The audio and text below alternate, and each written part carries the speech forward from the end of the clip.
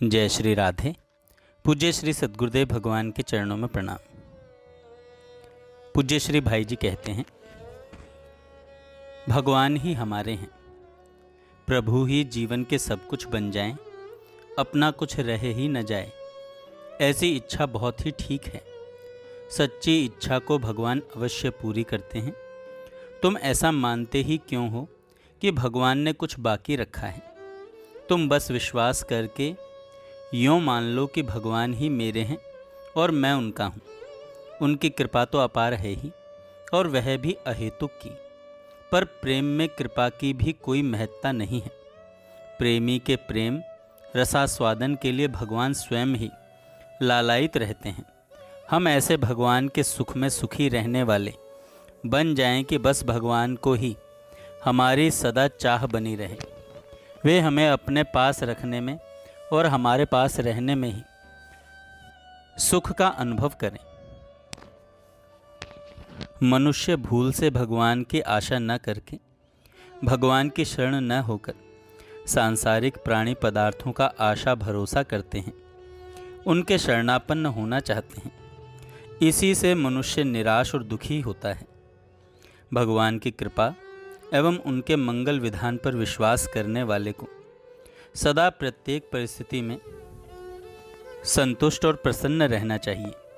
जीवन मृत्यु लाभ हानि, मान अपमान प्राप्ति विनाश, संयोग वियोग, अनुकूलता प्रतिकूलता, सभी मंगलमय की मंगलमयी लीला के मंगलमय दृश्य हैं।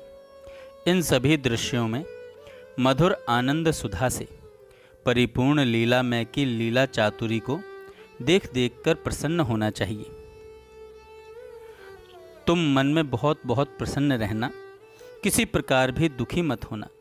मैं तुमसे यह सुनना चाहता हूँ कि मेरे लिए जगत में दुख नाम की कोई वस्तु है ही नहीं। भगवान के प्रेम राज्य में तो दुख की कल्पना ही नहीं है। उनके जगत में वस्तुतः दुख ही नहीं है। उनका जगत भी सच्चिदानंद स्वरूप ही है। हम जगत में उनको न देखकर भोगों को देखते हैं, इसी से जगत दुखालय के रूप में प्रतीत होता है। तुम यह मान लो कि तुम्हारे लिए जगत में दुख बना ही नहीं है। संसार की अनित्यता, क्षण भंगुरता तथा दुखमयता को देखकर भी हमारे मन में वैराग्य नहीं होता। यही तो मोह है।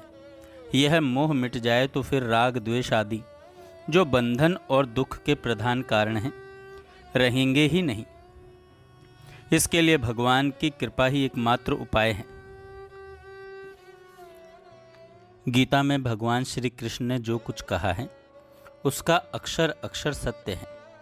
भगवान ने जो कुछ कहा है वे वैसा ही करने को सदा तैयार रहते हैं और निश्चित वैसा ही करते भी हैं।